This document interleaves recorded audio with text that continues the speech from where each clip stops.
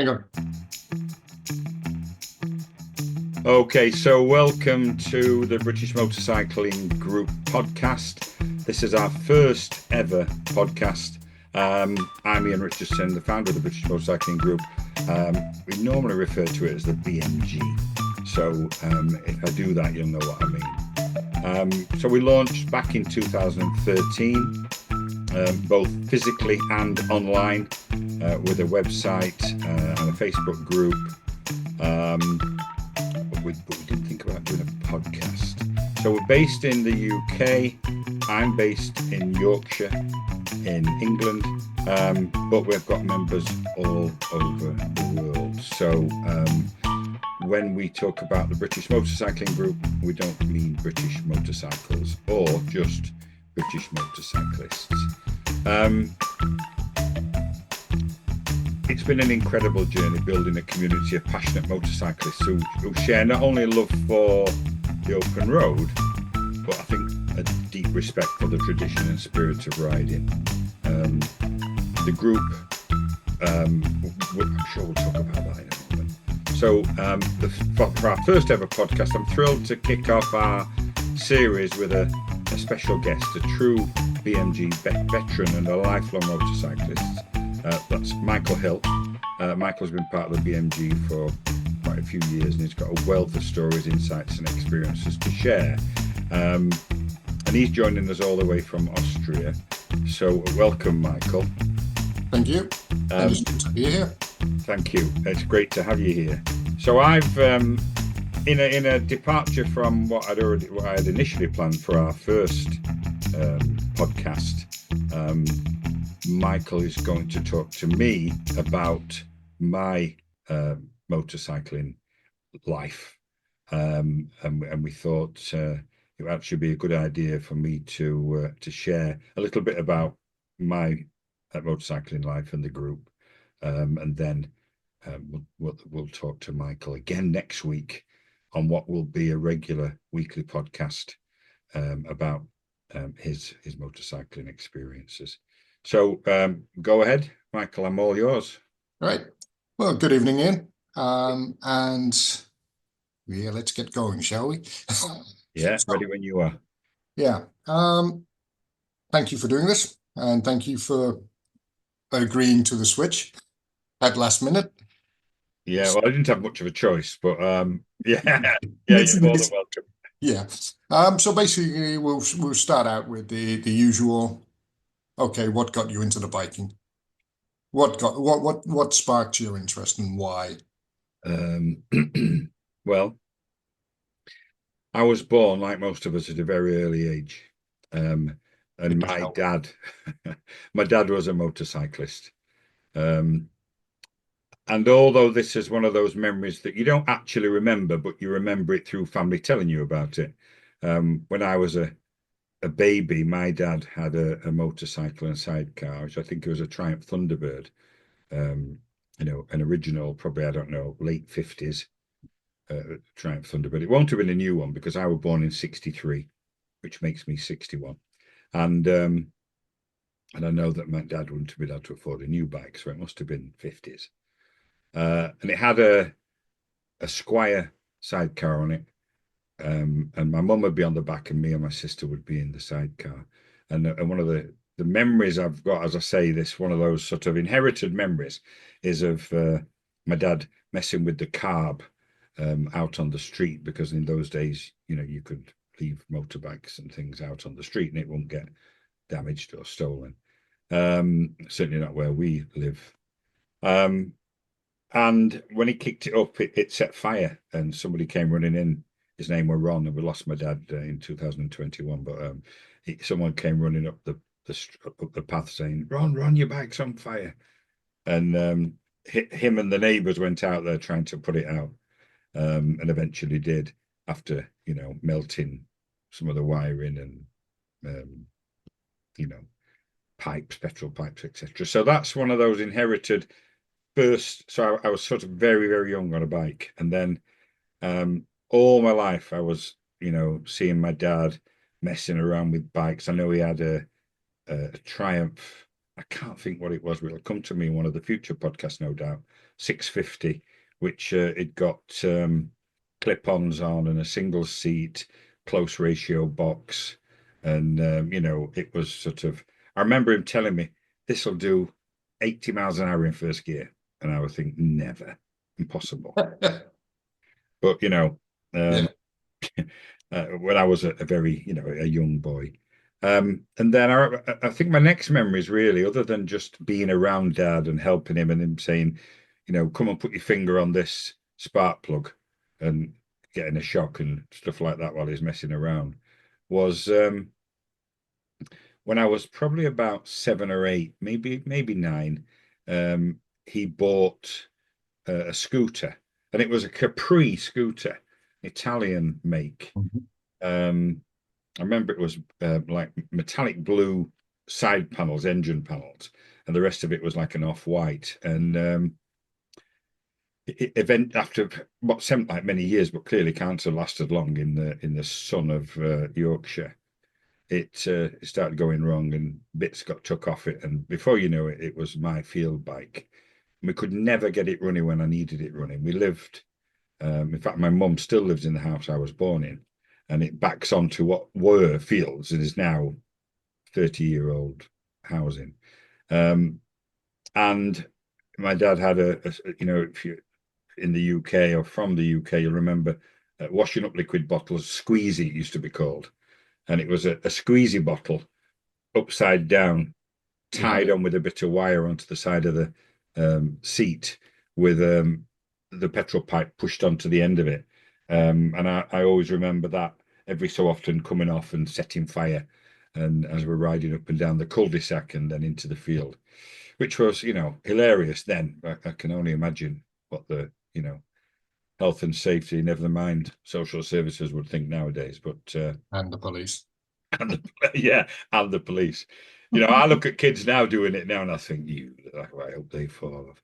And actually, come on, Yeah. that was. So that it started then, I guess, and then when I was about 14, I bought a Honda SS50. You have to be 16 in the UK to Yeah. ride, but I bought it in preparation to do up in preparation for when I was 16. And of course, the SS50 was a four-stroke bike when all my friends had like AP50s and FS1E, so Yamaha FS1E and the Suzuki AP50, which were much faster two strokes. But of course, the difference was every time it rained or threatened to rain or looked slightly damp, the two strokes stopped working. They were always very susceptible to damp, whereas Yeah. the four-stroke just carried on. Yeah. So once I was 16, I was on that. I also had a Honda 90 that I used to go to work on as an apprentice. So, and it just went on from there, really. I've had MZs, CZs. I've had all the Japanese bikes I can think of, really, through the years. Um, and on it went, really, for with the obligatory gap, it's got to be fair to say, of being married, having a car, having 3 kids, who are all now, the youngest is 18, the oldest is 40 in January, and the middle one's 30. So big gaps, 2 Mhm. marriages. And that didn't always lend itself to riding a bike, although most of the time I owned one. But now I've got a few. So yeah, that's how it all started. Okay. Um, so we've basically done your first bike, your starting of life. With your first bike, I know for myself, we Mm. always have there's something special about your first bike. Doesn't matter what it is. You do something strange or something really memorable. What would yours be for that? Um, well, if we discount the scooter and we think about The road legal. We'll say the road legal side of things. yeah. So if we think about the Honda SS50, Yeah. I think two things really was the first one was that it was one of the few bikes that had pedals that you had to have pedals back then in the 1978. Hmm. So in order to be designated as a moped for a 16-year-old, it had to be 49 cc or under, 30 miles an hour or less, and be powered by pedals. Of course, everybody knew it was so heavy you'd never be able to pedal it more than a few yards, but that was the law. Yeah. Um, and we were in the EU by then, and that I think was the law throughout the EU, Mhm. or one that was shared anyway or similar. But it was one of the few that what you could do is you could push both, you could pull one out and click it down, and it dropped both pedals down, so they looked like they weren't like this. They actually looked like foot pegs, so it looked more. So I think that was a memorable thing because everybody else still had the feet up, trying to get them like this. So when they went round, you had to move your legs so they didn't catch on the floor. And Yeah. also, I remember going on an adventure. We used to race to Scotch Corner and Mhm. back, which is quite a way. I'm only on the top of my head. I'd guess it's about 40 miles from here, maybe more. Uh, Yeah. Up the A1, which is the old Roman road built by the Mhm. Romans for people not from the UK, um, which goes from London to Scotland to Edinburgh. Mhm. Um, it's now a lot of that is now the A1M motorway, which means you can't go on it if you're a learner. So you couldn't go on it at 16, but then you could. And so we used to race up there, and I used to carry spares. We all did because they broke down a lot, which is probably a spare spark plug, coil, a few bits of wire, some tape, an inner tube, and a cable or so. Um, And one day I remember going up there and just going up to near Wetherby, and it just cut out. And I was thinking, oh no. I mean, literally, they're very simple bikes. As if people want to, if you Google the Honda SS50, it's just a engine like off a Honda Cub stuck out onto a pressed steel frame, which meant you could look and see if there was anything obvious. You could see the air filter like a tube underneath. You could see if the plug had popped out, as they often did, or if the high tension cable had come off. Simple things, which now you look around a bike and you don't know where to start looking. Yeah. And I could see that one of the low tension wires had come off the coil, but when I moved it, it rusted, well, corroded so much, the little brass tags, that it literally snapped off. And I couldn't, for the life of me, get it to go back on. But I brought a spare coil, which wasn't for that bike, it was just a 12-volt coil. Yeah. I had no tools really to start unbolting it. So what I did is I just taped it on the side of the old one, uh, push the two low tension wires on and the high tension in the back to the plug. And there you go, straight away. Started straight away. And I forgot all about it and ran it for about 9 months like that. So that's something that's really memorable. That, as well as the fact that they didn't have a down tube on those bikes. So it made them look very mopedy when the others had started putting a down tube from the forks, from the steering yoke down. So I made one out of a broomstick handle, painted it black, and aerodynted it on to the top and the bottom, so it looked as if it was a proper motorbike. It kept falling off, but I remember that. So yeah, so that's a memory of that particular bike or a few memories of that bike that I recall. So we started on your first bike. What are you currently riding, and or plus any other bikes that you currently own? And what sets them apart from each other? Okay. So there's four bikes in the garage. Two of them are actually my son's bikes, Hmm. although neither of them are riding right now. So I'm insured on all of them, and I always keep them taxed and tested. So my two bikes out there are a Triumph Thunderbird 900 triple, which is a 2001. Yeah. In what I think is the best color for me. My opinion is the white and red. I love the look of it.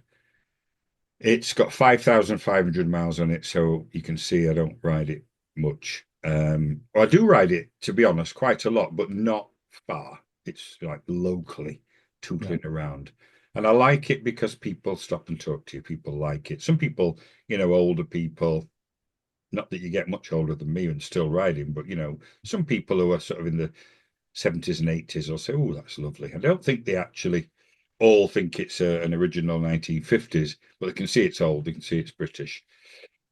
And it gets a lot of attention. It's got a lot of character, sounds.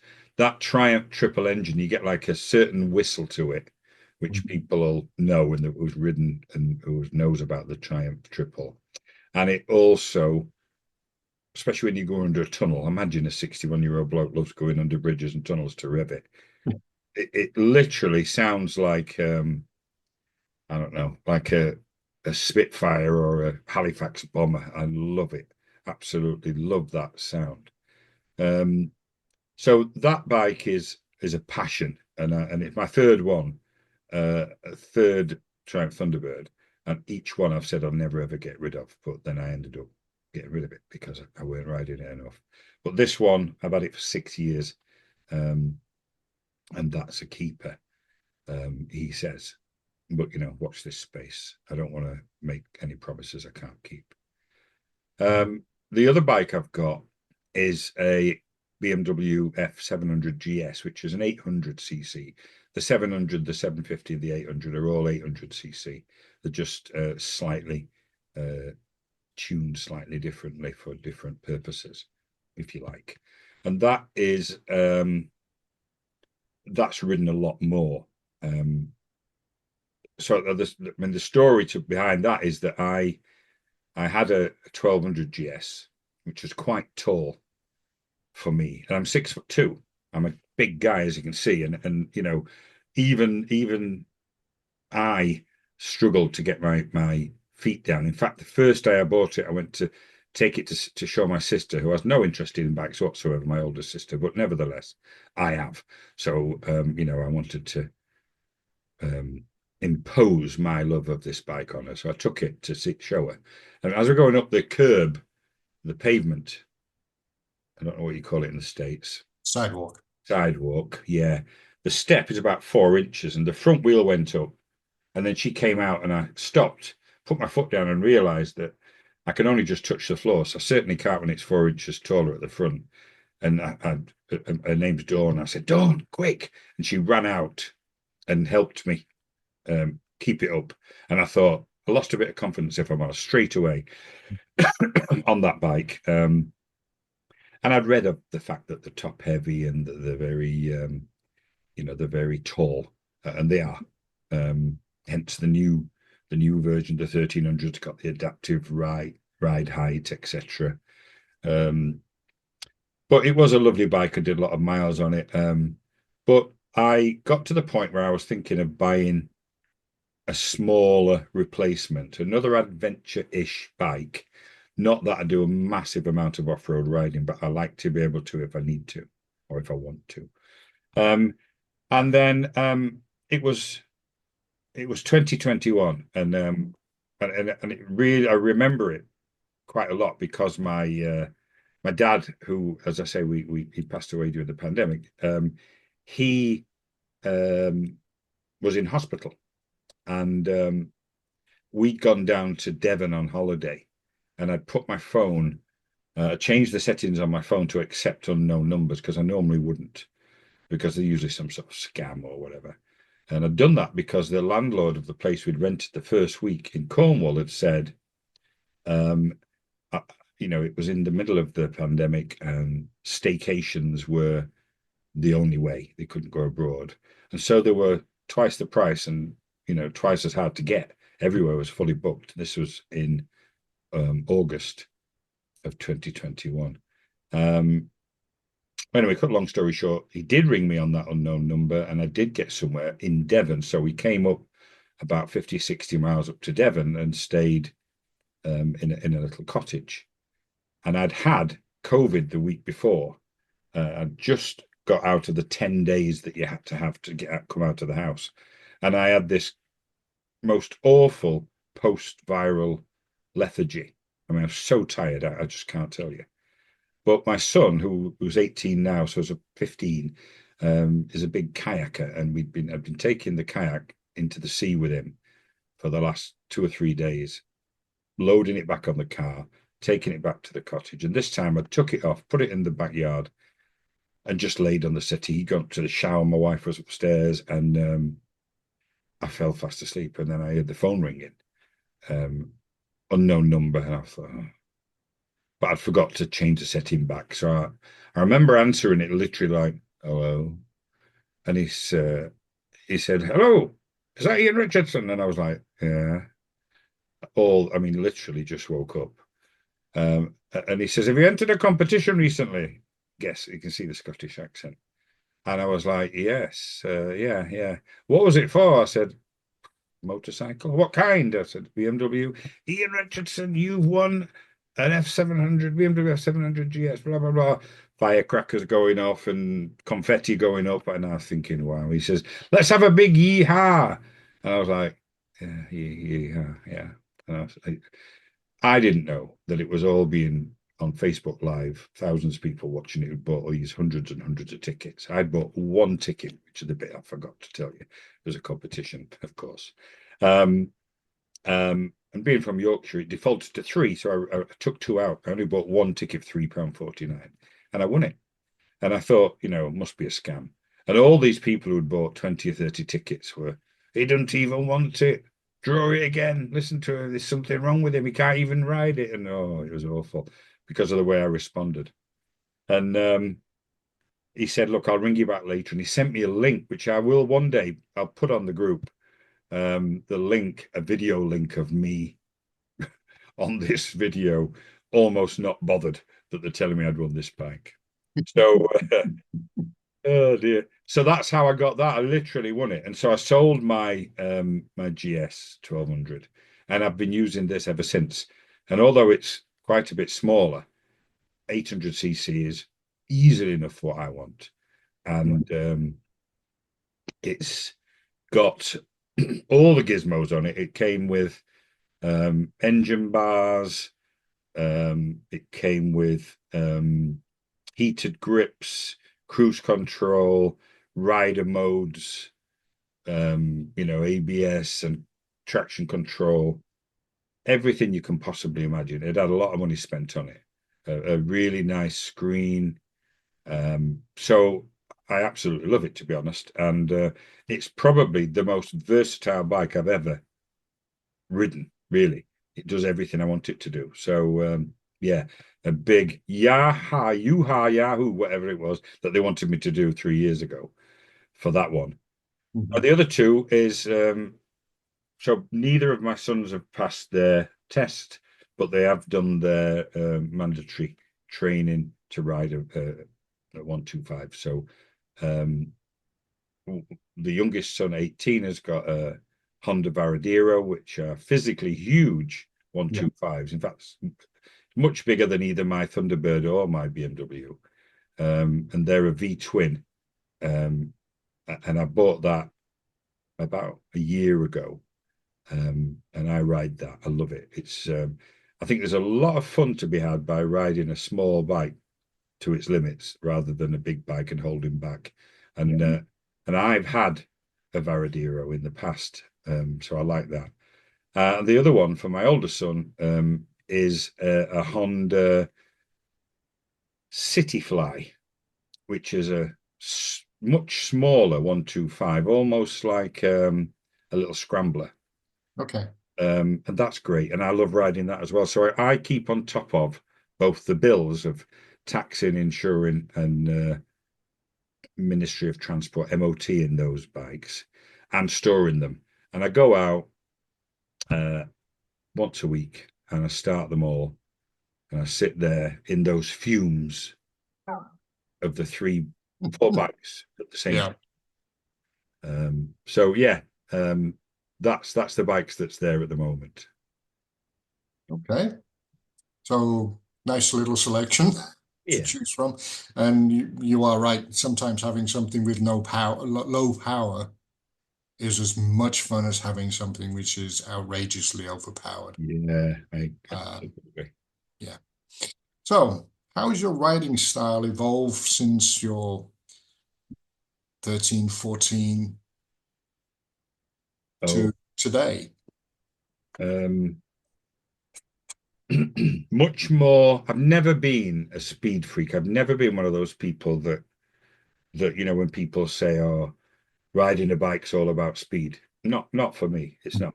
Um, don't get me wrong. Of course, like any other biker, I understand that euphoria, that absolute wow, when you're having to hold on for all your life because it's trying to rip you off the back of the bike. Um, of course, that I'm susceptible to adrenaline like everybody else, but that's not my preference. My preference is tootling along, fast enough to stay safe, slow enough to know where I am and what I'm doing. Enjoying where I'm at, the flexibility of not being stuck in traffic by filtering. I don't think I'd have a bike if that wasn't something you could do. The camaraderie of motorcycling that doesn't exist other than in niche worlds of cars like Volkswagen Beetles or classic cars. Yeah. Um, and I think my preferred type of riding, if we were to say, is it like touring or off road or track days or something, would probably be um, green lane and sort of B roads, national speed limit B Yeah. roads, somewhere nice, Yorkshire, Lancashire, up in the lakes, Devon, Cornwall. There's some beautiful roads around Mhm. the UK, Yeah, up in there are. Scotland, and so that would be my preferred type of thing. I have done, I have toured. I've done a little bit of off-road riding. Um, I've never done a track day. I've been to lots of race meets, but I've never done a track day. Just again, I think it's because that actual speed thing just doesn't appeal to me. So yeah, and I think how's it evolved? It's never really evolved as far as the type of riding. I've always enjoyed similar type of riding, but what has evolved is how safe I am, because as there's more cars on the road, as they've all got a massive 32-inch television in front of them now, and everyone's sat watching the television, instead of looking at the screen. Everyone's got a phone in their hand, which is massively illegal in the UK. But still, when you're up on a bike, you look in and you see it, especially when I go down the southeast of England, anywhere around London and, the southeast, it's far worse than it is anywhere else. And, just pull out at a junction. They just literally don't look. Yeah. They look at the sat nav, it says turn left. They turn left. I see people set off on a red light, stop on a green light. I see them on the phone.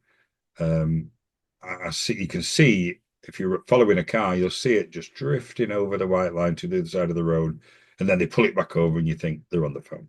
And I always just make a point of overtaking and looking in, and sure enough, just to prove to myself, yeah, they're on the phone. So I think what's happened is I've become far more cautious.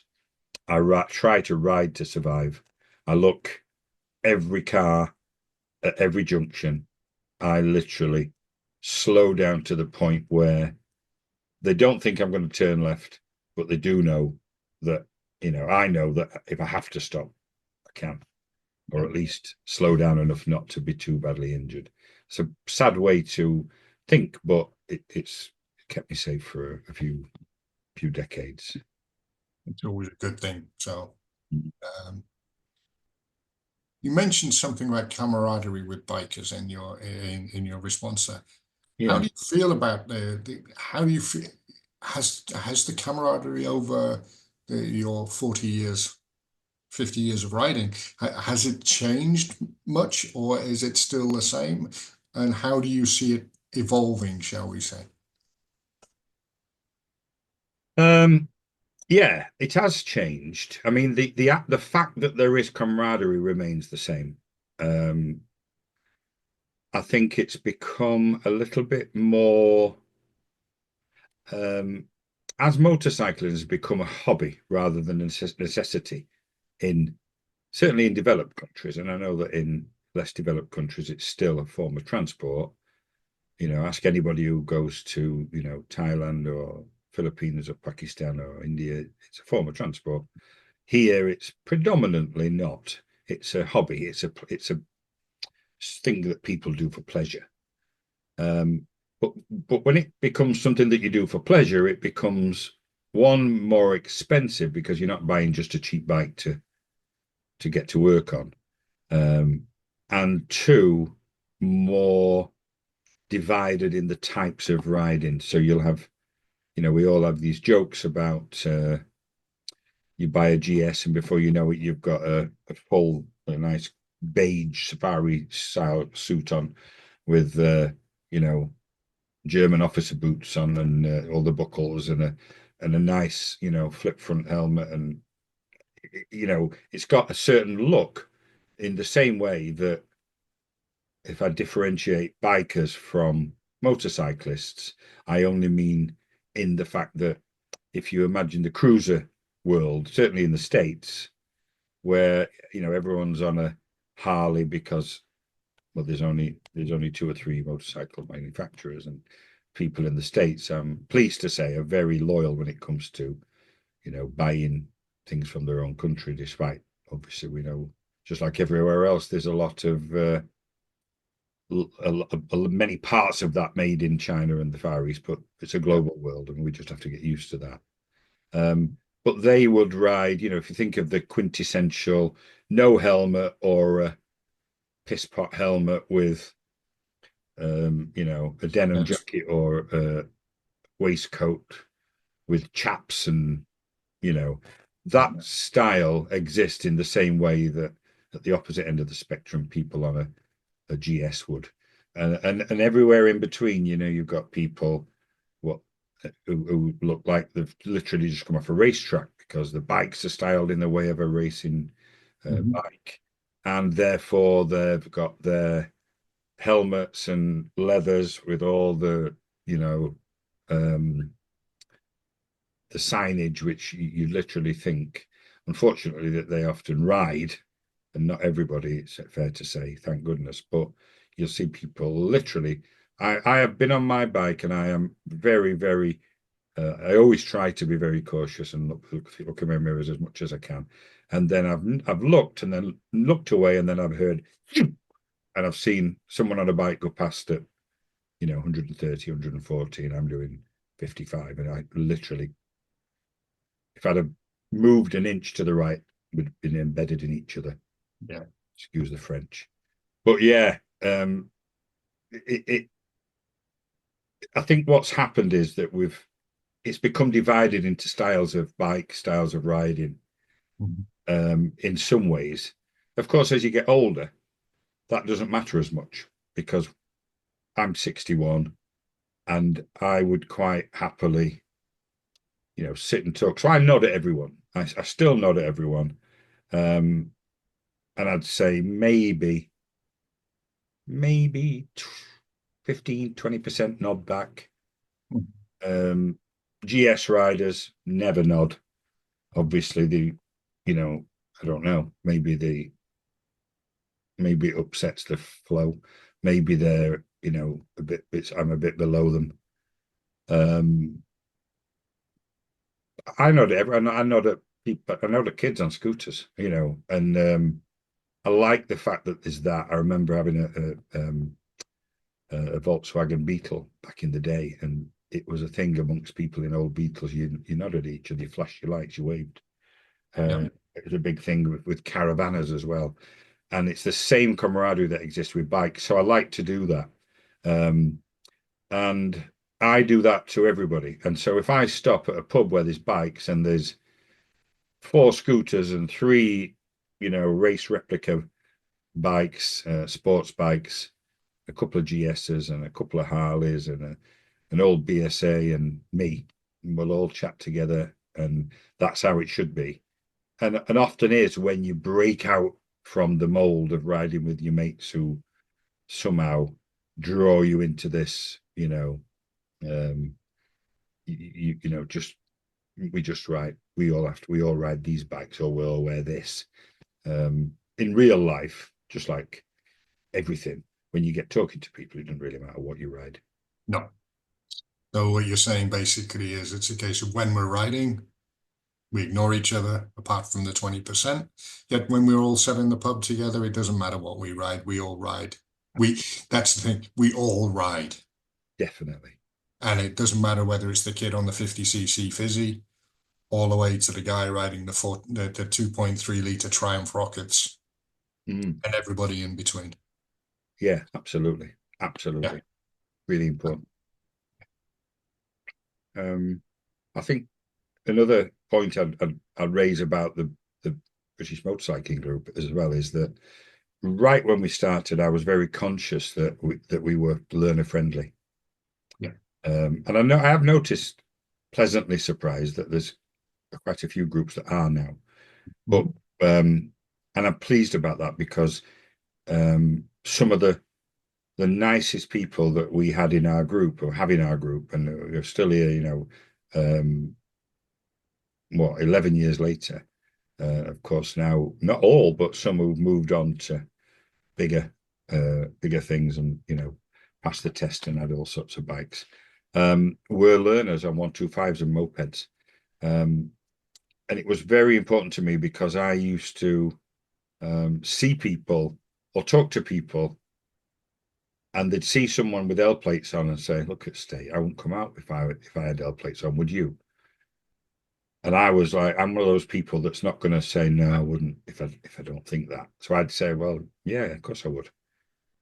We all had to do that, didn't we? Everybody started learning, everybody. And we should introduce them, or they'll never be bikers like us again. They'll never be motorcyclists like us if they're not encouraged and supported and included. And so we always made a point of that, right to the extent that when we had a ride out, and some of those early ride outs, had 40, 50 bikes that were big, we would have the learners set off first, and we'd arrange a place to stop. So I remember one in particular was at Willingham Woods, which is a popular biking spot in Lincolnshire. And so we said, you set off, and in 15 minutes, the bigger bikes will set off, and we'll all meet at Willingham Woods. And it was only a hazard a guess. This is before the days of, I think anyway, before the days of reliable sat-navs, 2013. So they might have existed. I'm sure they did. But yeah, they did. Yeah, but we didn't use them. I'd certainly never had one on a bike. And we got there within about 2 minutes of them, which were great, just chance planning. Yeah. But it meant that nobody had to ride really, really slow in order to let them keep up, and that they didn't have to ride faster than they were comfortable to keep up with the bigger bikes. And it meant it worked really, really well, and we did that for quite a while. But what we did do is always put a couple of experienced motorcyclists with them as well. So just looking after the newer riders. Yeah, because as you were saying, it's a case of if you don't foster the new guys, nothing will grow. It will. Yeah, definitely. Because I will admit the group I used to ride with when I first came to Austria, we used to ride with a couple of 125s in the group, and we actually kept them inside the group. We'd break up into the faster group, then we'd have the middle group, and then we'd have the slow group. But the 125s were still within. But we also made it clear that there would be no touching the autobahn where they're not allowed to go. So it's a case, and some of these, I still see some of these guys occasionally, and some of them, as you say, they've moved on to bigger bikes. Yeah. I know one guy went from a 125, he'd been riding it for about 3 years, and then he jumped to I think it was a GSXR 1000. Wow. And then he jumped back down to a 600 Yeah. Yeah. after about 6 months, because he came out with me once and he just said, I just, I'm on a bike which should stay with you, but I can't. I said, yeah, it's because I've got 20 years experience. You've got 4 years experience, Yeah.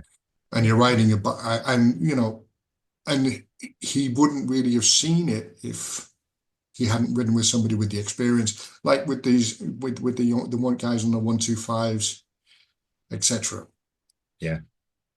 I think, And sorry, I was just thinking about that jump from the 125 to the thou.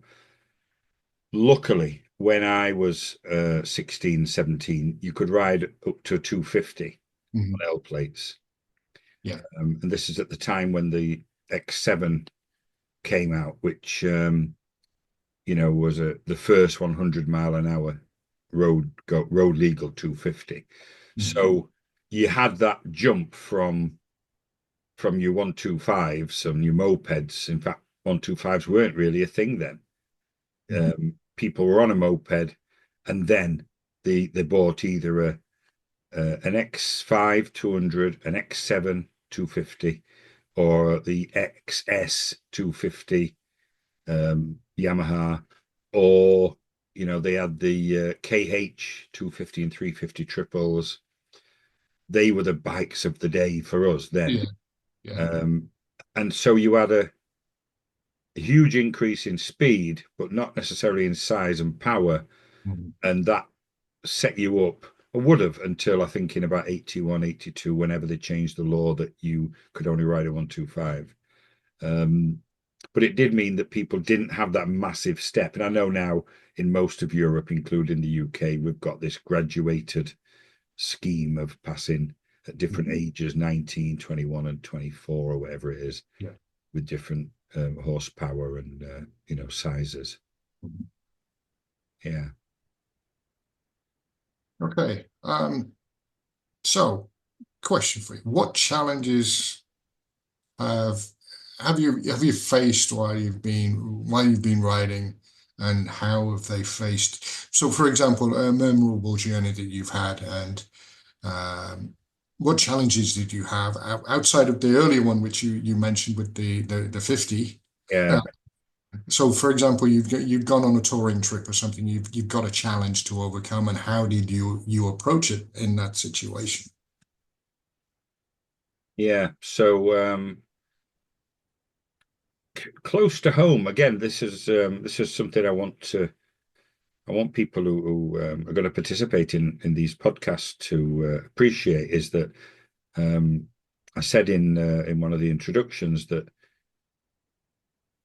you don't have to have ridden a Ural combination backwards blindfold across, Asia with a goat tie around your back, around your neck, to have had an adventure. Great if you have, and I know some people have ridden around the world multiple times and fantastic. But for me, some of my most memorable experiences have been much closer to home. And one was when we went for a week's touring and camping in the Peak District, which is some of it's in Yorkshire, some of it's in Derbyshire, some of it's in Staffordshire. But it's I suppose if you're Black Hills in the US type of scenery, but quite compressed. Yeah. But we did that camping, and all the bikes were old. All the bikes were, I've since learned the benefits of planned preventative maintenance. It's a big thing for me, but I hadn't then. And so it was just literally everything was running on a shoestring, all our bikes. Yeah. And I guess that was going to be the precursor of all the breakdowns we had. And it was literally 3 times a day, either someone ran a tire off, had a puncture, lost a spoke, snapped a chain, popped a spark plug out, and then I remember trying to find little bits of steel at the side of the road to wrap around the threads so we could force it back in because it would push the threads out of the cylinder head. It was just horrendous when I think about it. All because really, well, not all because, but predominantly because we didn't maintain them properly. And after the first 40 or 50 miles, which took about 5 hours with all the stops, and we promised each other no one would leave anyone. So no matter what, we'll stop and wait. There was none of us could afford breakdown cover. And in fact, I don't even know if there was breakdown cover for bikes then. There might have been, but certainly not that we'd ever been involved in or could have possibly afford. So we were on our own. I think there were 6 of us. 6 of us. And it started raining, as it often does up in the hills. But as we got there to the campsite, which was near a place called Castleton, Yeah. we all pulled in, and the campsite owner who we'd booked with came out and said, "Oh no, I'm sorry, we don't accept bikes." And we'd had like the most horrendous 5-hour wet, cold breakdown. I just can't tell you how we were. And I mean, they were very nice, but this is in the early 80s, and some bikers had a bad reputation and quite adamant that we can't stay there. So we ended up trying three or 4 other campsites in that area, none of which would either have space, or if they did, they said they hadn't. Some were literally said we don't take bikes. And in the end, we said all we can do is ask at some of these farms if we can just put a tent up. And luckily, I can't remember how many we'd asked, but at least 2 or 3. We knocked on this door, and this old guy said, if I can't hear you, I don't know you're there. So just put them in field. So we thought, thank God. And we looked for the driest field, as far away from his house as we could. They were all, mud ridden. Anyway, we found this one. And when I came to get my tent out, it fell off. I'll never forget. I was like looking for a cliff edge, I was like, oh, just can't believe it. So what we ended up doing was getting a piece of, they'd got some wood which had been cut for the winter, and it was covered in a tarpaulin. So I borrowed the tarpaulin and tied it onto my bike and onto a dry stone wall, and literally laid in the mud underneath this tarpaulin, freeze. I remember literally hallucinating. I was that cold and wet. And yeah, that is crazy, isn't it? A tiny thing like that, but it's a memory that's always stuck with me, even though it was relatively close to home. And I've ridden lots of places, but that one, because we were relatively young, we were inexperienced, and it was like you were almost apoplectic with shock, with horror, and with like disappointment. It was just like, don't know whether there's a laugh or cry. Of course, everyone else laughed. Yeah. And I couldn't cry. So I had to laugh as well. But yeah, that was a memorable thing. And the reason I've told that story is because, as I say, I want people to appreciate or understand that that's all it takes. We don't need to have, when I was in Turkmenistan being chased by, brown bears or whatever, it can be something very simple like that. Yeah. Yeah. Sometimes it's the simplest things and Yeah. the simplest stories which you remember over the over complex and etc. Yeah. Style of story. So yeah. So going on from this, well, the question is strange mishaps. Hmm. So and do you have any more to share, or I can already answer that. You probably have multiple to share, Yeah. and it's a case of, but more on the two-wheel side where it Yeah. just, yeah, your day is just getting a little bit insane, and something just happens and it gets even crazier. Um, yes, I do. And this is the most extreme thing you'd ever think. I think. I mean, extremely like unlikely. And they're the things that happen, aren't they? Mhm. So, um, a friend of mine helped me renovate an old MZ150.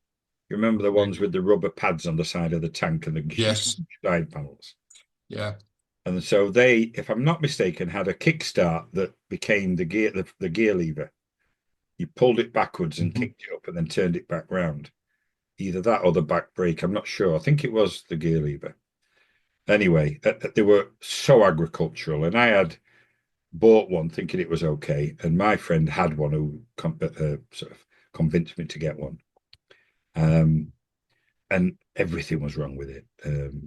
But he helped me get it right, and we spent many a weekend, many an evening in his garage getting this thing ready for the road.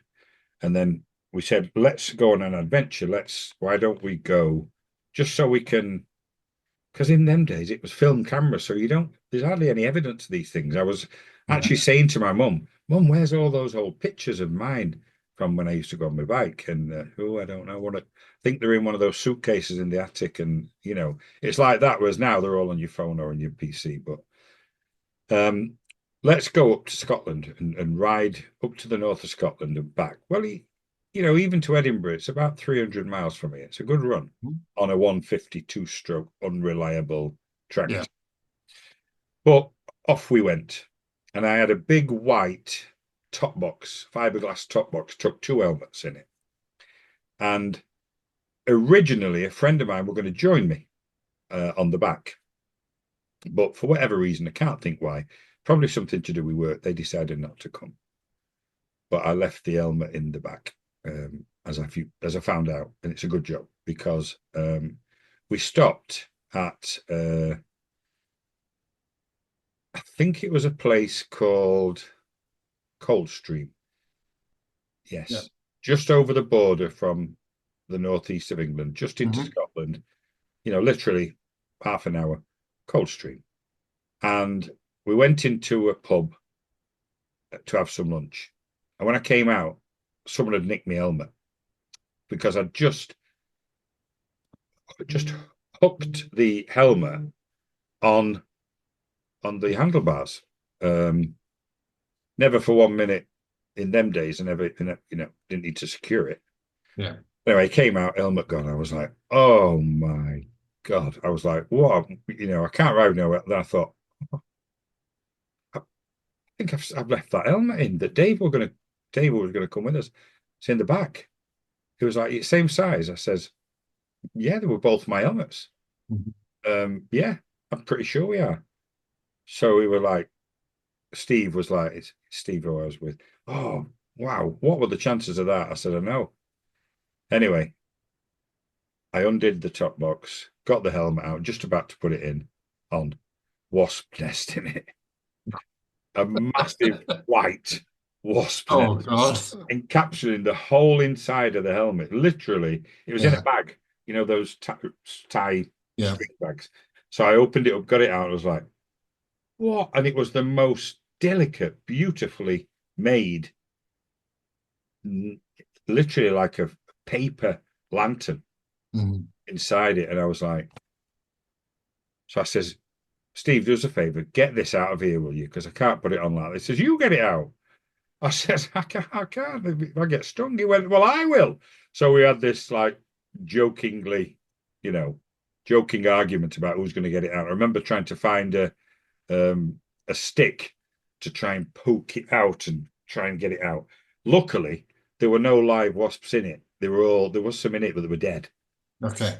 I think they built it and then gone. But yeah, so for the rest of that trip, although I did get it out, it had like a strong camphor type smell in the helmet. I've no idea why. Mhm. Obviously, something, the chemicals that they use to build it or whatever, or maybe it was just decomposing wasps inside the padding. I don't know, but I remember every time I took it off, I looked like I got really bad dandruff because there were bits of this white in my hair. I had hair then, and every time I got off, I had to do this, and there's bits of white stuff, and going somewhere and take my helmet off instead of people looking at me thinking, oh, he's got really bad dandruff. Oh, nightmare. But again, a very simple thing, but talk about memorable. You Yeah. just happen to have a helmet. You're on this adventure that this bike you never thought would make it. And actually, you know what? It did. But it did every single time it rained, it cut out. Even if it looked cloudy, I'd say, lovely day, look at that. Looks a bit, and then it'd be and have Yeah. to take the plug out, take the points, take the expose the points to clean it with a bit of which I brought with me, one of those nail files of my mum's. Mhm. Those sort of paper ones. Clean them, blow them, dry them with a bit of cardboard, put them on, take the plug out, wire brush it, put it back on, and then it'd run again for another, 2 or 3 hours if it were wet, or until it rained again if it were dry. Yeah. So that was talk about an experience that unlikely, but I suppose they're the ones that make it memorable, aren't they? Yeah. The wasp's nest. And I've had another wasp nest in a helmet, believe it or not. And I guess that's because it was stored in the same place in my garage. And that was in my wife's helmet. Mhm. We got the bike out when I had the 1200 GS to go for a ride. And she got a leather jacket, leather trousers, boots, gloves, everything.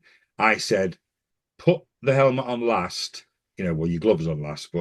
And I said, look, put your gloves on, I'll put your helmet on. And I took it out of the bag. Wow. And I've got a photograph again. I'll put that on the group because that's more recent. Mhm. I've got a photograph of that and how intricate it is somewhere. But so it's not as rare as it seems. Yeah. Yeah. I've been fortunate. I've not been down that road because I Oh must. no, you're lucky. That would be an interesting one. Um, so, with regards to group riding, etc., is there any groups or events that you regularly participate in? Um, I often go to the local tracks around here. So in Mhm. Lincolnshire, I go to, Yeah. yeah, um, and I do that usually with a couple of other people that I know. Mhm. I sometimes just go on my own. As far as group things I go to, I like to go to bike nights. So we have one in between Wakefield and Leeds, which everybody goes to quite regularly when the weather's nice. We've got a biker cafe about 10 miles away from here in a small village. Actually, it's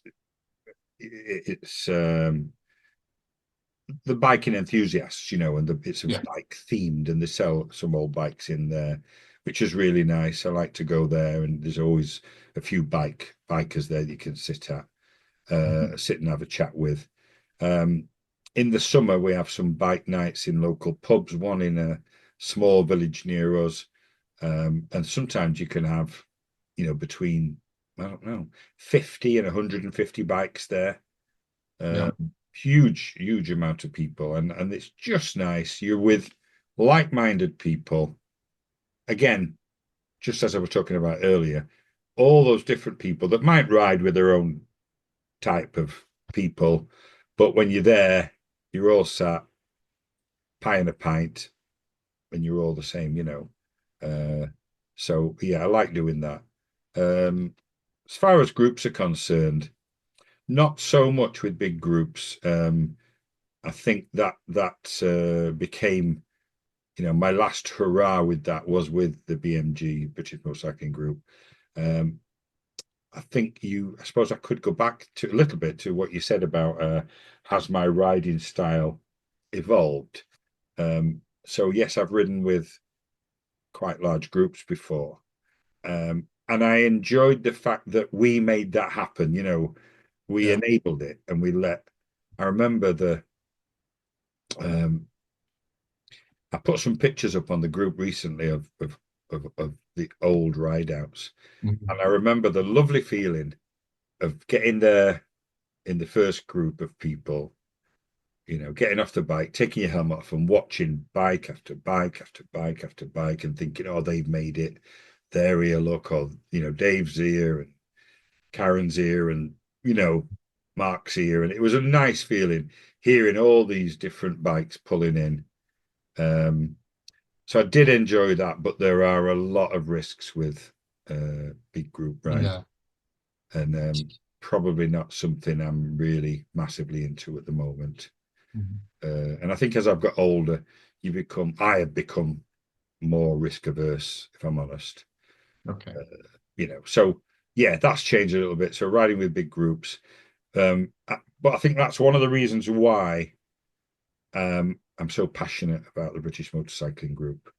Um, that it can enable people to have that group feeling without necessarily riding in a huge group.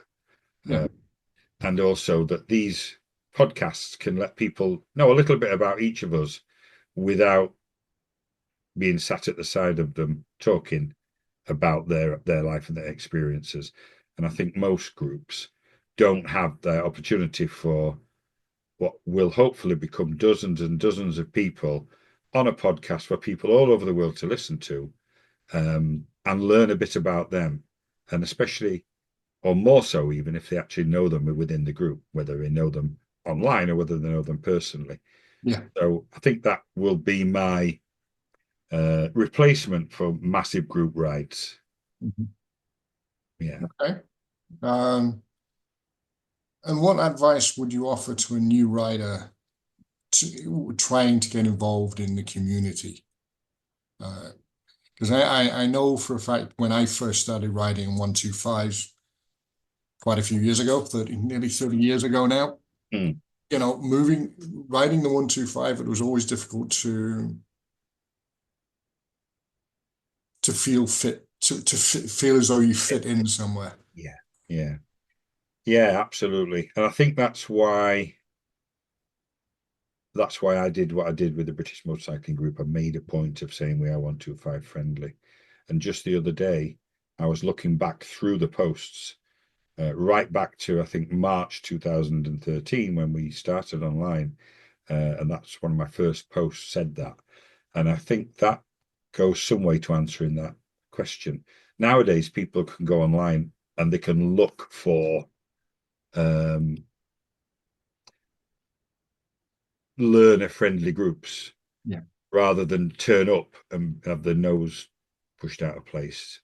Yeah. They joined the wrong one, you know, or they went somewhere and people said something, and I can't bear to think of people who are our new riding buddies and joining our hobby, and if you call it a hobby, and then feeling let down by going somewhere where people don't treat them well. Mhm. So yeah, I would say look online.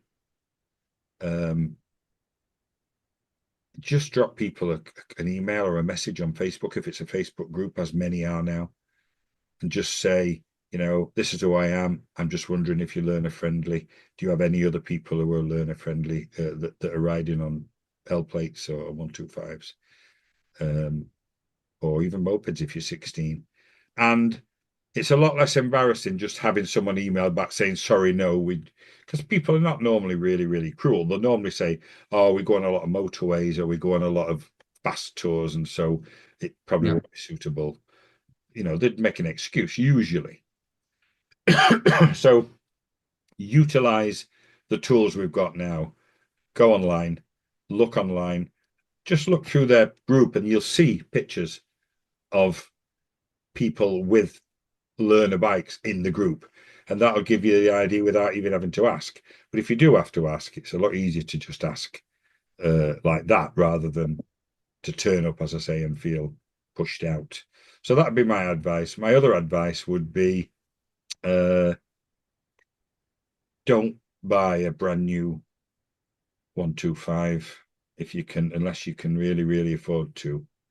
If you can, then great, of course, you do whatever you want. But I couldn't back then. And I think bear in mind that whatever people tell you about, it'll only last you a year, or it'll only do this, or if you are going to carry on with your biking life, you probably want to take your test. Not always. Some people, keep taking the CBT every 2 years forever, especially if they pass the car test, and they can. And I think you can only do it so many times if you haven't passed your car test now. But you're not going to have that bike for long if you're going to carry on riding. So don't worry about it. And you go in a showroom, and some of these 125s are £3,000 or £4,000, €5,000 for a year. And so don't be sold a 3-year finance for a 125, because you're going to be trying to sell it with 2 years finance left on it in 12 months' time, probably. So my advice, for what it's worth, buy a relatively old Japanese 125, an old Honda CB 125, Varadero, whatever, if you're physically large like I was. My son with the Varadero is 6'6", 6'4", nearly 6'5". He's very tall, so he needs a physically big bike. Buy something for £1,000 or so. You can usually sell them again because the market is so huge for 125s, because there's always people coming up from a moped to a 125. Yeah. And then selling them to move on to a bigger bike. So that would be my advice. And then my other bit of advice is, when you pass your test, assuming you're over 24 and you can buy any bike you want when you get your direct access test in the UK, at least. I know it's much easier in the States, where you add the addition of a bike onto it by going, sometimes you can just literally fill a form in some states. Don't go and buy an 1800cc Harley or a 1000cc sports bike after your 50cc moped or your 125 that does 50. Just like your friend, very, very dangerous. There's no, that's why accident rates are at the lowest they've been for many, many years in the UK, or death rates at least. Still far too high, but you're gonna shock yourself. And I hate to think of anyone ended up as a bunch of flowers at the side of the road because they just overestimated their own ability. Yes. Because those bikes will all do a lot more than you can do with them. And that includes throwing you down the road. Yes. So that's my advice. Yeah. As somebody who's been down the road, I can. Yeah, me too. Gradually do it. Gradually go up to the speed and power that you want to do. And I suppose the other thing is, and everybody would say this is not like Ian's wisdom, always ride to your own ability. Don't ride to other people's. Yeah. Whatever you do, you go out with a mate who can ride faster and further than you. Please don't keep up with him or her, because they'll just stop seeing you in the mirror after a while, because you will be off. Yeah, and if they've got anything about them, they'll slow down to your speed, or they'll go behind you. Yeah. So that's my advice about that side of things. Okay. So the next question I've got is, have you got any future? I asking with regard to your age as well. Yeah, yeah. Any future riding goals or bucket list goals that you would really love to get done in the next, say, 5 years? Yeah. So I'd like to ride more in the States. I have ridden in the States, but I would Mhm. like to uh I'd like to ride some of those amazing sort of Black Hill routes, Mhm. in the States. I'd like to ride around those North Georgia roads that I've seen online and people have told me about and spoke to people who ride them. I'd like to go to Sturgis. I've never been. Again, I'm not a biker, chaps and stuff, but I think it's one of those things that'd be nice to do once in a lifetime. So Uh, it's a bit like you've heard the name and you associate it with biking. It's like for me, would be like going to Daytona Week. yes, yeah, Uh, yeah. yeah.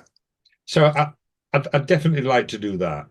Um, Mhm. I think, unfortunately, I mean, I'm not, you know, poor, but I know bike rental in the States has become extremely expensive recently.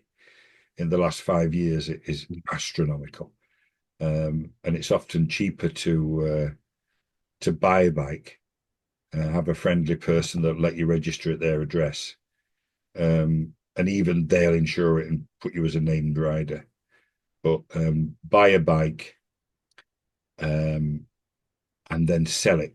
And if you buy a bike for 5 grand and sell it for 3.5, you've paid 1,500 quid to rent a bike for as long as you want.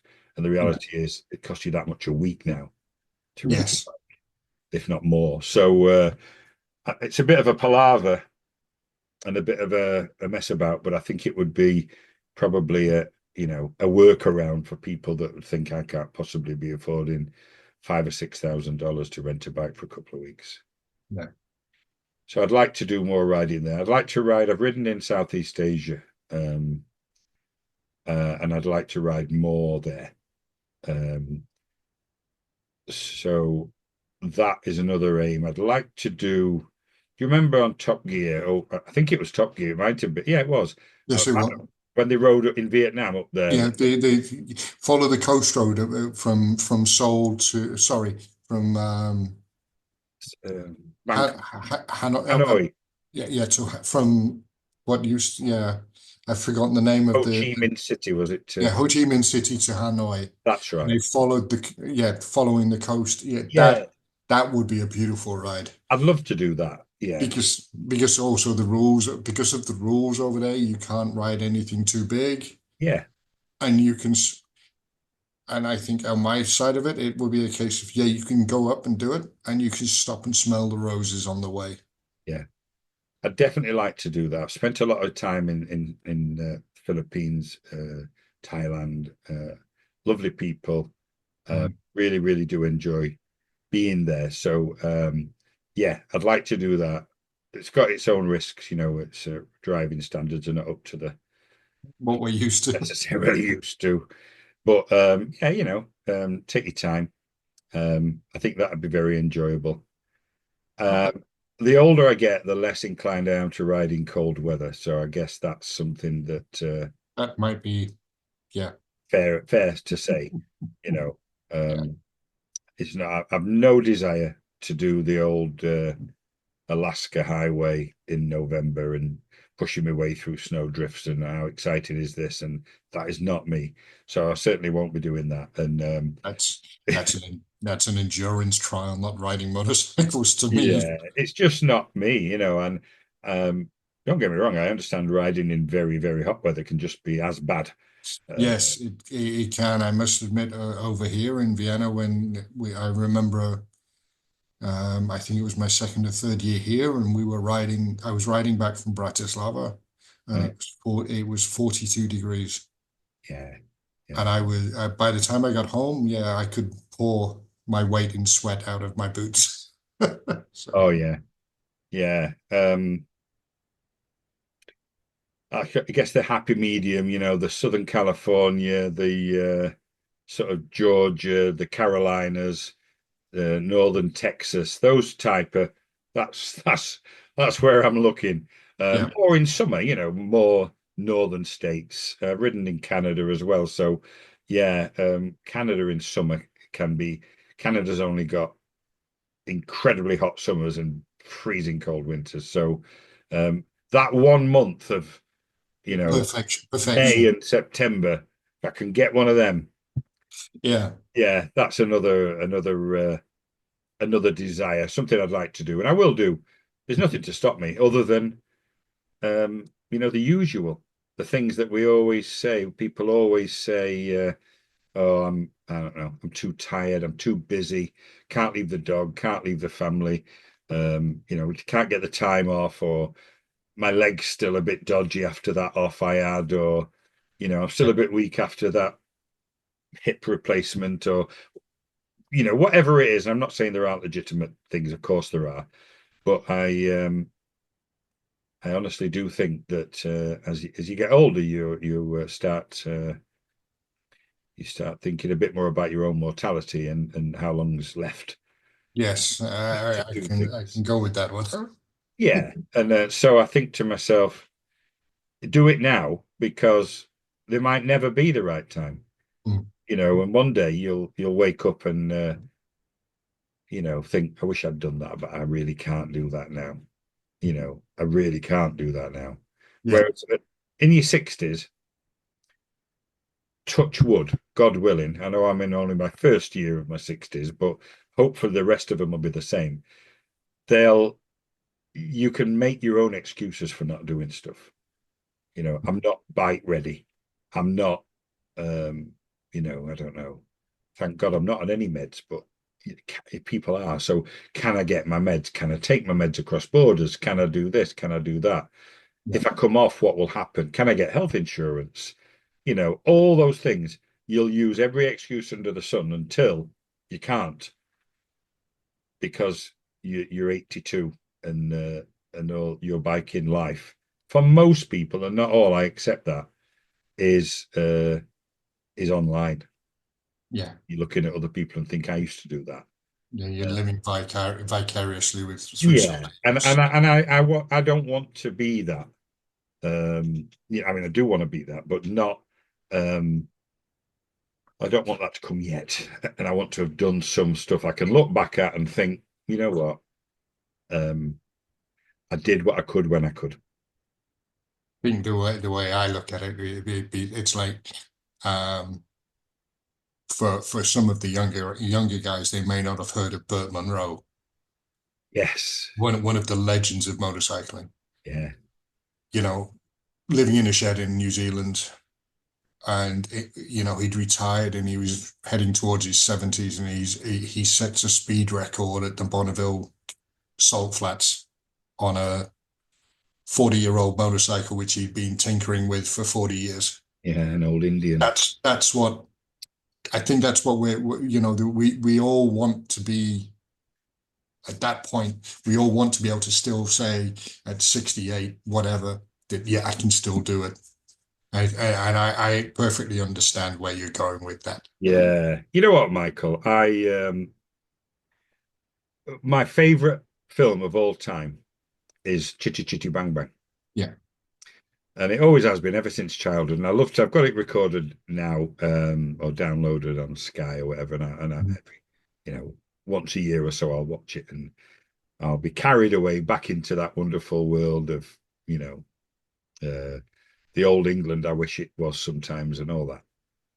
Yes. Um, and one of the things I love about that is the granddad Mhm. in his shed Yeah. in the garden of the windmill Yeah. inventing things, and the dad inventing things. And sometimes Yeah. when people say, "Oh, if you weren't married with three kids and this job and this pension that you've had to work for to get? And what would you have done? You know, if you'd never got married yet?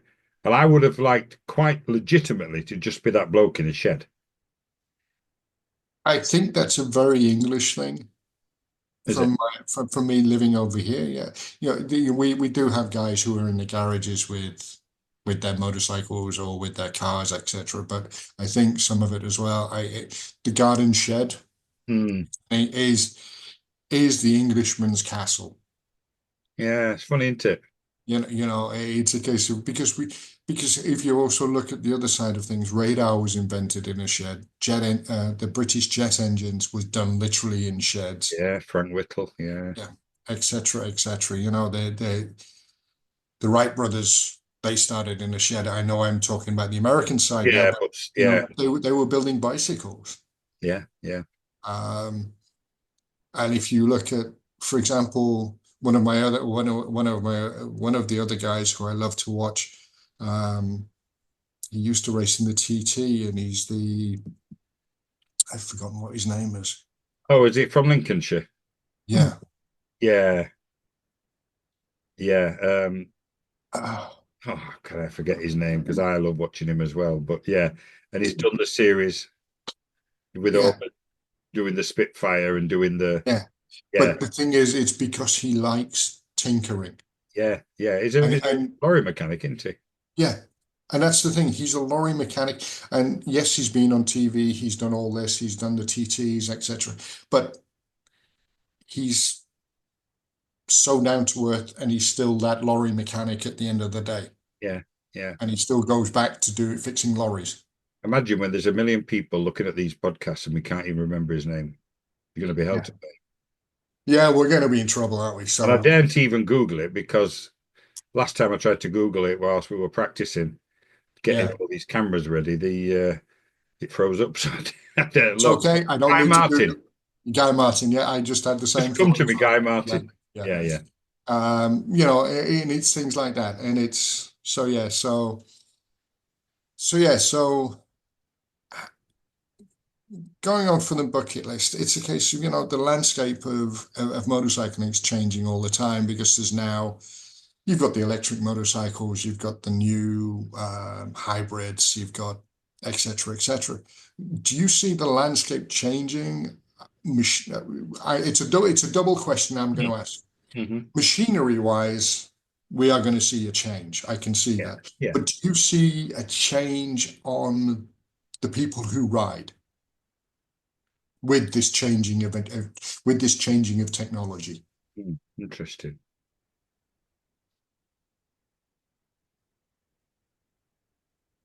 Yeah, So I've gone off my your sorry, I've gone off your script, I know, but no, no, it's fine. My work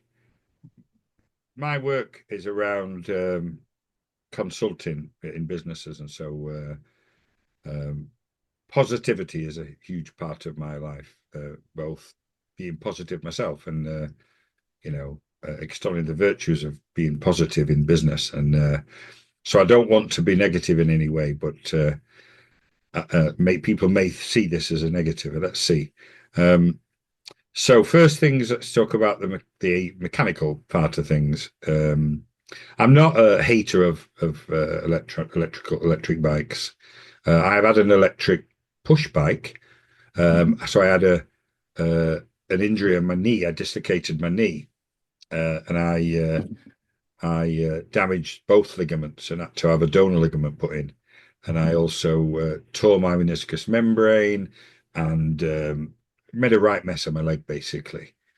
Um, and I had 3 operations on it. And the surgeon said,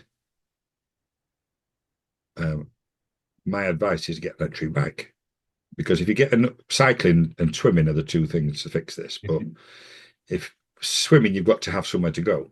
Cycling, you can do it anywhere. So if you get a normal bike, you're going to rip that out because you're a big bloke, and if you don't ride regularly, you won't have the muscles in your legs yet. So my advice is buy an electrically assisted push bike, which I did, and I absolutely loved it. It was called a Whisper, um, and it was before the rules that say you've got to pedal to assist it.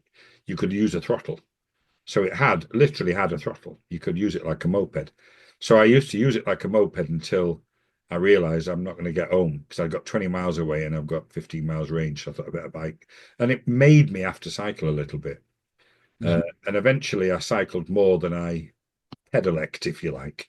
And I realized, wow, you know what? Having an electric bike around, you know, reasonable distance from home or commuting is a great idea. So, not a hater of them at all. When my youngest son was 16, so 2 years ago, I bought him an electric motorbike, which was a 50cc equivalent. Yeah. And looked like a bike, removable battery, charge it in the house if you want, 50 pence overnight, 40-mile range, 30 miles an hour because that's the rules for a moped. Totally silent. Oh, you know what? When I first had it delivered, I were off on it. I loved it. I was like, whoa, you know what? This is amazing.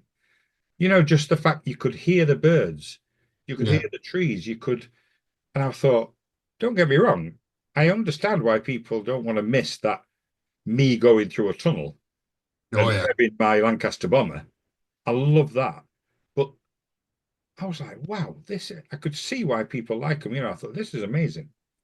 So he had that for a year and he went to sixth form, back and forth on that, about 5 miles away. So 10 miles a day, Yeah. charged it every third day, for 50 pence.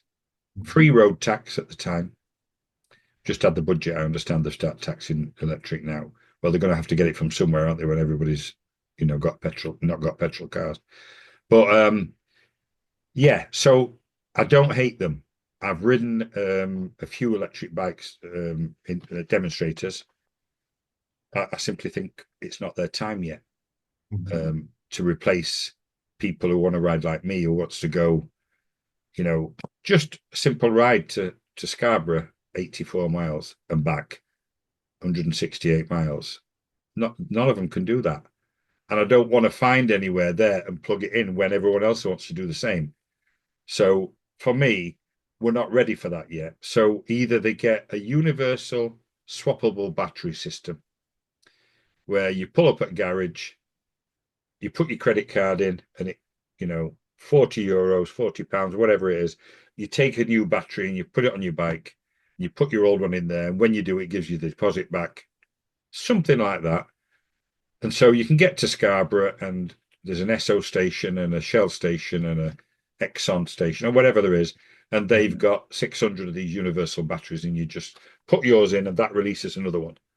And you put it on your back. It doesn't matter if it's a dud. It's not as good as your other one because you're only having it for that one charge. You're swapping it somewhere else.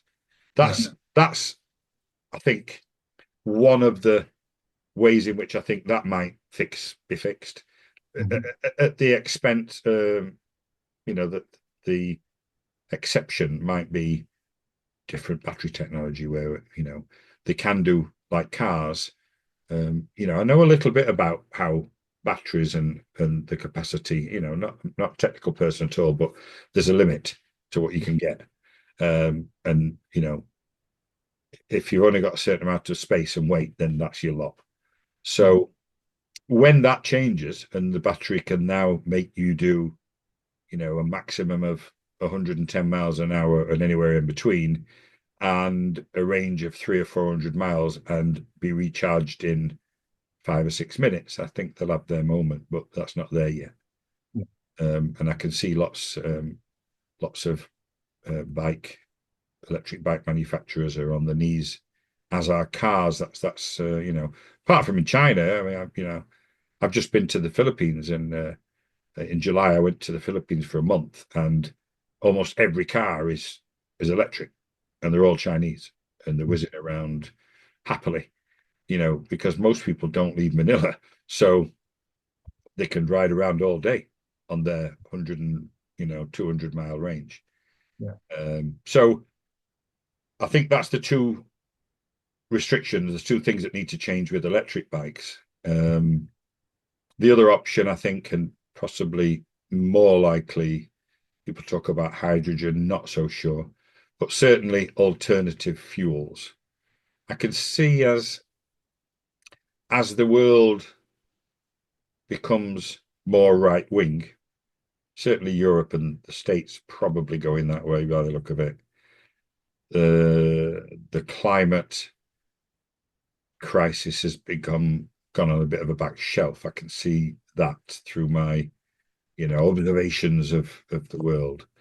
The more left wing, the more it matters. And so, I think as the world lurches to the right a little bit, if not far right, but it becomes less of an issue. And so I think that the potential will be they'll start exploring alternative, cleaner fuels, which mean you will still get your Spitfire sound out your exhaust, and you still get that sound and that vibration. Yes. If not a bit more refined, but not be destroying our planet as you do it. So I think that's from the mechanical perspective. I think that's what I think. Okay. Types of bike, types of riders. I think if you'd have asked me this a year or two ago, I would have probably said that as we die off in our 50s, 60s, 70s, 80s, there won't be another lot of us coming. There won't be many people that will be on a podcast in 25, 30 years, 40 years saying, when I first started riding in 2024, I had a moped, and then I took my direct access, and then I bought that. I can't see it. There will be some, obviously, thank God, but I don't think it'll be to the scale it's been now. We all had bikes when we were kids, and we all had some form of moped, so many of us.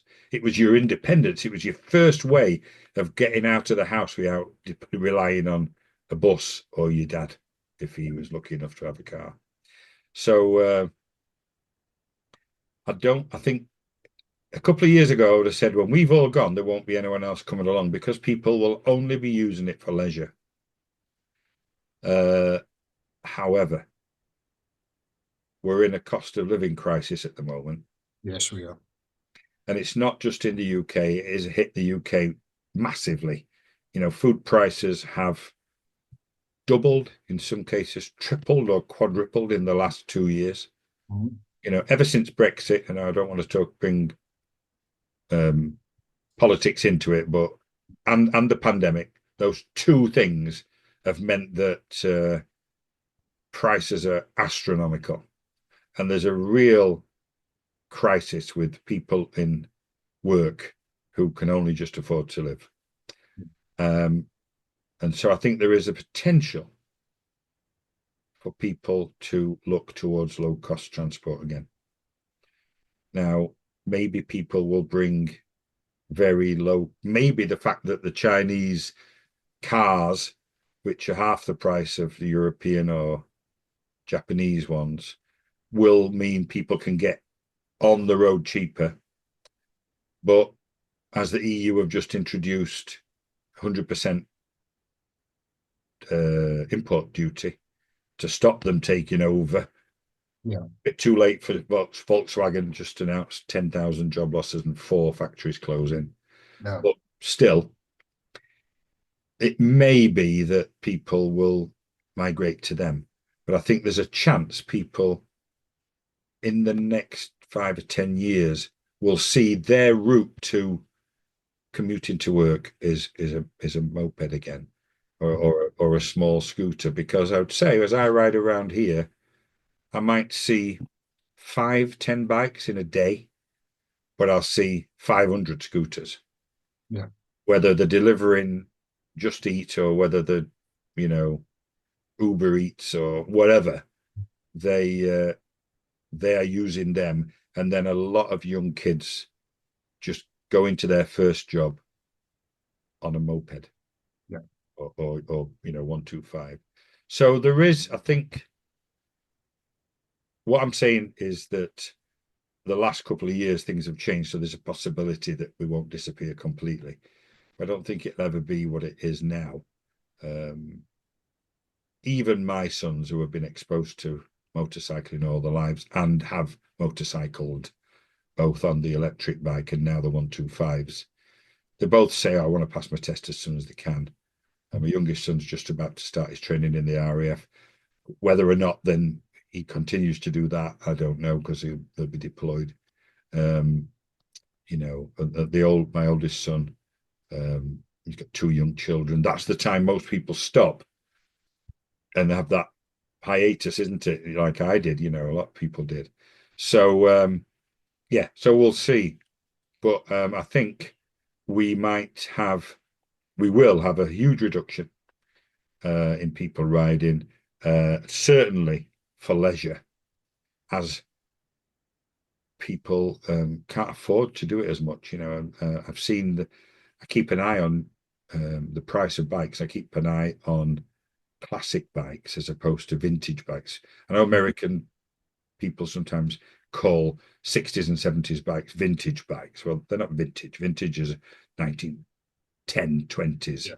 You know, we're talking classic bikes are 50s, 60s, 70s now, maybe even 80s. I think the 80, I think we are moving into the 80. I think Yeah. for me, I'm 10 years your junior. Yeah. And I see the vintage is you're looking from the start of motorcycling to, I would say, the mid 50s. Yeah. And then the classics start coming in at the 1955 up to about 1985. Yes. And I think the cutoff point for me with that, what you're just saying, it's roughly around the time when the sport bike Yeah. in its current guise was born, shall we say? So mid, you know, with all the plastic and the Yes. 85, etc. When we started seeing the bikes looking like they were on the racetrack. Yeah. Yeah. Yeah. I I think think I'd agree with that, Michael. Yeah. that for me is where we are sat now, and then you've got from there to today, which is, you know, and the thing is, it's a spread of 30 years across the give or take. Yeah. Absolutely. So Yeah. So I think that's my view on who will be riding and what will be riding. so any final thoughts or tips for anybody listening in before we wrap this up? I suppose get out there and ride. I know that you have a really good reason why you can't ride from like November to March, as you've explained. Yeah. And some people in the very northern hemisphere are going to be in that position, you know, in Canada, in, you know, Norway and Austria and Sweden and, you know, in the north, in Canada and the northern US. I understand that. But for the rest of us in more temperate climes, I mean, let's be honest.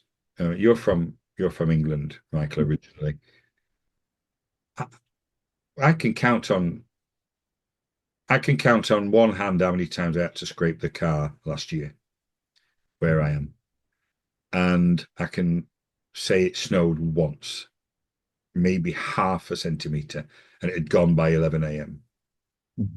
So people who say I don't like riding in ice and snow, that's no excuse where we are or any further south. Very rarely, anyway. Wear the right gear. This is just again, please, if you're listening to this and you like riding, you know, with your underpants on and no helmet, that's fine. If you're in the States, very few other countries will allow that, but that's fine. I'm not saying you can't. I'm not saying you shouldn't. I'm not judging anyone. But you asked for my opinion. So my opinion is wear the right gear, because it's, you know, it's not nice seeing people's skin rub down to the bone on a relatively low speed crash. Always wear a helmet, whether you have to or not. That's again, head injuries are what kill you. Blood loss, shock, heart attack, head injury. That's what kill bikers. So try and minimize it as much as you can. Old fashioned, I know, speed kills. I see people go past me on a bike, and I think to myself, within the next year or so, they're going to be a bunch of flowers at the side of the road. And that upsets me and worries me because they're going to have kids, they're going to have a wife or a partner. They've got parents, brothers and sisters, and friends that are going to miss them so much. And of course, I'm not for 1 minute saying that it's only speed that kills, but it doesn't help. It does not help at all. So, slow down out there. Or if you're going to be, if you want to go fast, go on the motorway, go on the autobahn. Don't do it, where you shouldn't really be doing it. Yeah. Watch those junctions. Ride defensively if you possibly can.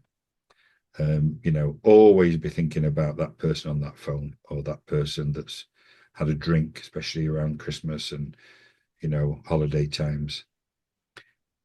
And don't just be the armchair explorer. If we keep watching people and thinking, I wish I could do that, then you probably can. Probably not to the same, you can't be a, Charlie Bowman necessarily and spend £4 million and send 16 people out there. But you can, buy decent quality kit, even if you get it second hand, not the helmet, but always buy a new helmet. But wear the right kit. Make sure you keep on top of your bike. You don't have to have a new bike.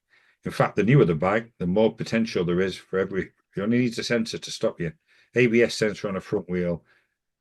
4 bikes, just love to go back to this. 4 bikes in the last 6 weeks I've seen stop at the side of the road, always stop to see if they're okay, whether I'm in my car or on a bike, because it's the right thing to do, because it's a lonely place at the side of the road.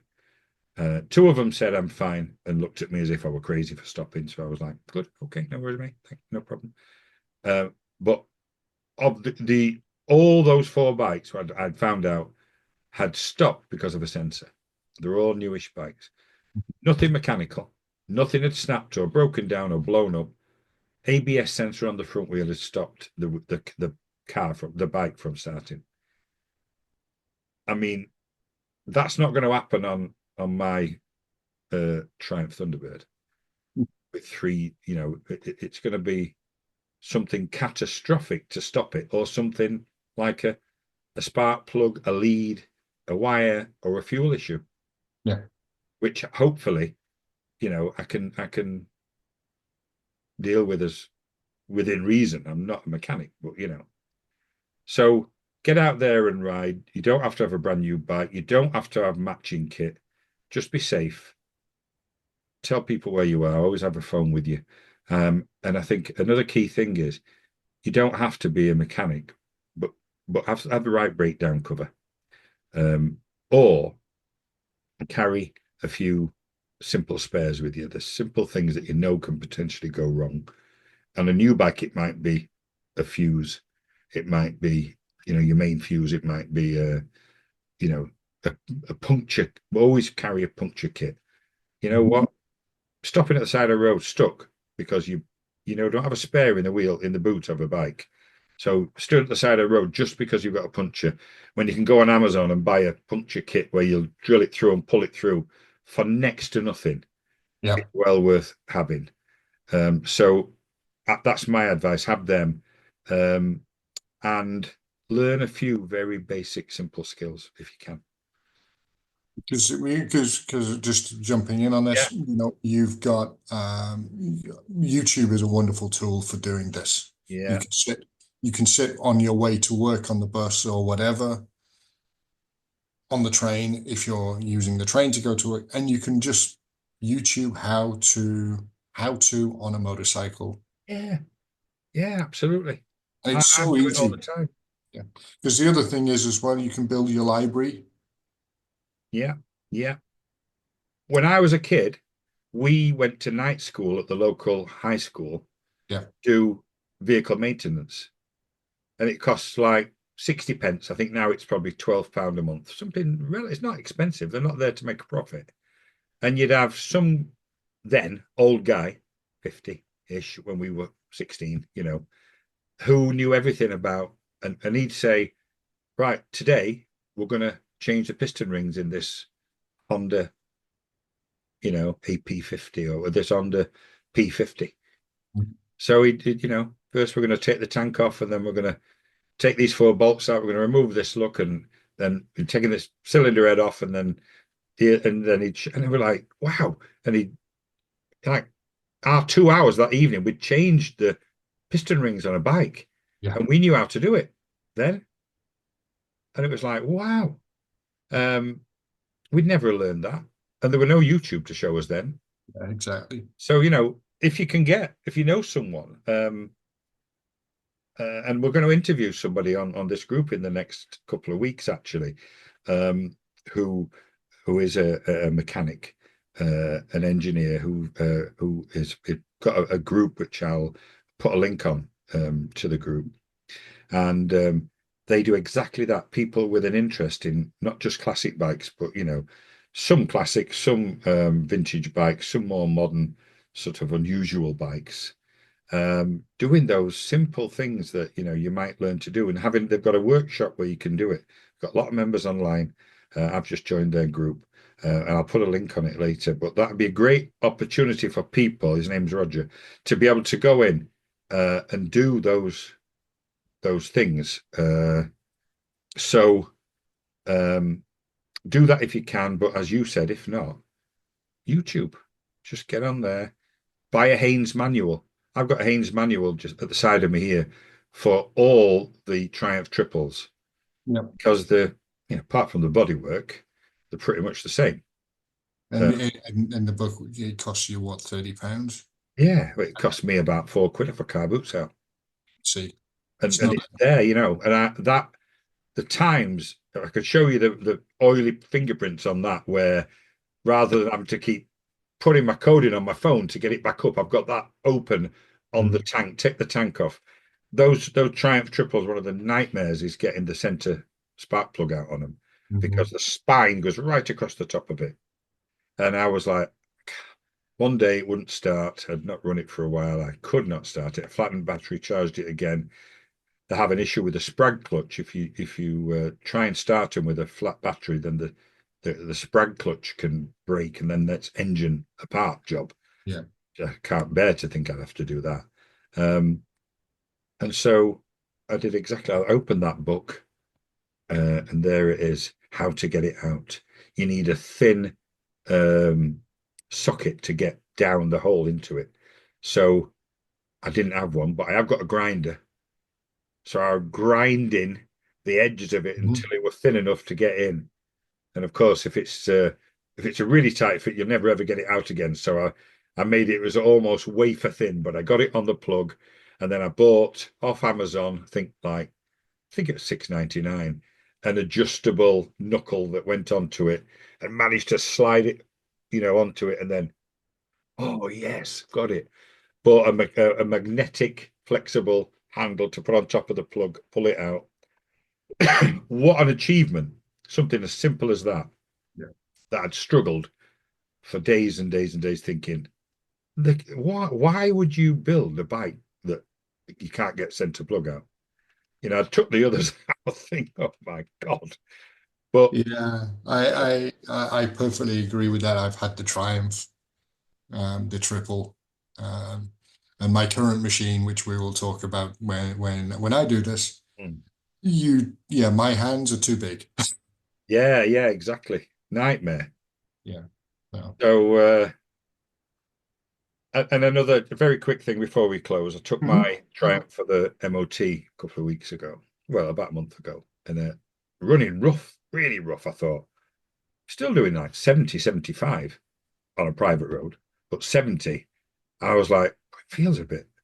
And thank goodness they don't do an emissions test on motorbikes in the UK, because I'm sure it would have failed. Because when I got it home, one of the coil leads was hanging down by the side of the cylinder head, and it was firing on 2. We were running on 2, and I was thinking, what on earth? and I just revving it and ticking over it. You can put your hand on, you get 2 out of one exhaust and 1 out of another. So it's, but I could feel, I'm thinking, so I'm feeling around, and then I thought, you bugger, literally pushed it on, smooth, beautiful. I thought, I've just been through test. I've just drove 70 miles on that. So I thought, obviously, take it. It's only about 12 miles away, but you go the long route, don't you? Always take the long way. Yes. Yeah. So yeah. So I guess that learn a bit about your bike, learn a bit about basic mechanics about your bike, carry a few spares, and don't forget YouTube. Well, thank you, Ian, for your insights and the wonderful conversation. It was a pleasure to just have a good evening talking to you. So yeah, and you, thank you, appreciate it, and it was nice to turn the tables actually. So yeah, I definitely appreciate it. Yeah, so it was at the back of my mind. So yeah, and it came forward today, and I thought, yeah, I should do it because the wonderful thing is for me is because I've already volunteered to do this. I've already I've already seen what you've prepared. yeah. But for you, it's nice to get an unprepared response view from the person who started this group. Yeah, thank you. So I really appreciate it. You've done really well. So, turning the tables works both ways. I know that, so I appreciate it. Thank you for your patience and your time. No, thank you. And thanks, everyone. Hope you've enjoyed listening to Michael Hill and myself, Ian Richardson, on this first ever British Motorcycling Group podcast. We will be having another one. Hopefully it will be Michael next week. We'll record that within the next week. And we've got coming up 3 or 4 people that have volunteered to be the first month's worth of BMG, British Motorcycling Group podcast interviewees or guests. So we can learn a little bit more about other members of the British Motorcycling Group, and also people who listen to this and who'd like to join. Look us up. I'll put a link to it when I put it up on YouTube, and then it'll be available on Apple Podcasts and everywhere else, hopefully, when I learn how to do that. If you know how to do it, drop me a line and you might be able to give me some advice. So thanks again, everyone. Thanks, Michael, and keep riding. That's all I'll say. Keep riding, stay safe, and we'll see you next time.